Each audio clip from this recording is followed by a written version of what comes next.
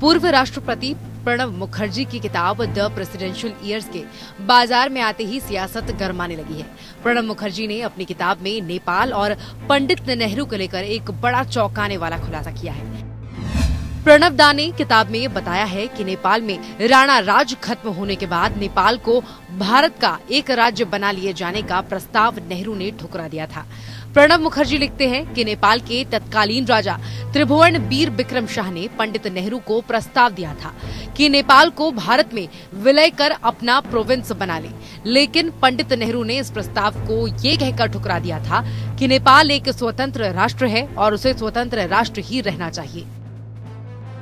यही नहीं, प्रणब मुखर्जी ने किताब में नेपाल के प्रस्ताव के बारे में ये भी लिखा है कि उन्हें लगता था कि अगर नेपाल को भारत में शामिल किए जाने का प्रस्ताव नेहरू की जगह इंदिरा गांधी को दिया होता तो वो सिक्किम की ही तरह ये मौका नहीं चूकती।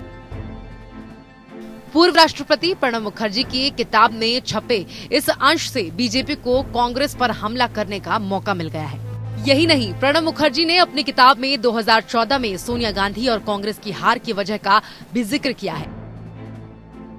प्रणब मुखर्जी ने लिखा है कि कांग्रेस का अपने करिश्माई नेतृत्व के खत्म होने की पहचान नहीं कर पाना 2014 में उसकी हार का एक बड़ा कारण बना और इसी वजह से यूपीए सरकार एक मध्यम स्तर के नेताओं की सरकार बनकर रह गई थी। ये यकीन कर पाना मुश्किल था कि कांग्रेस सिर्फ 44 सीट ही हासिल कर सकी थी।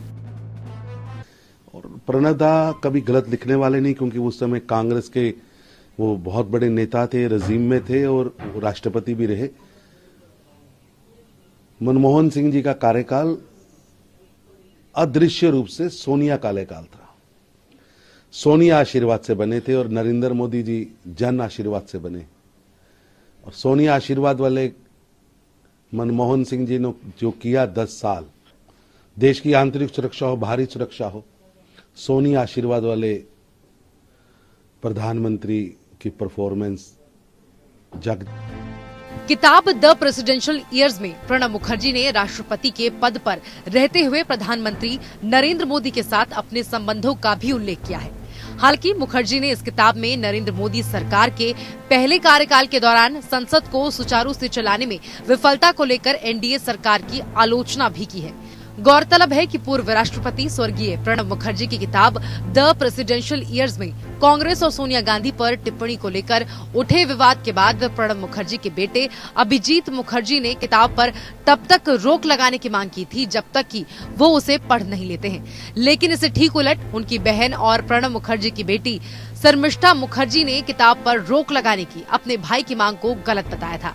अब जबकि प्रणब दा की किताब बाजार में है तो इसमें लिखी बातों का असर काफी दूर तक जाएगा। Bureau report.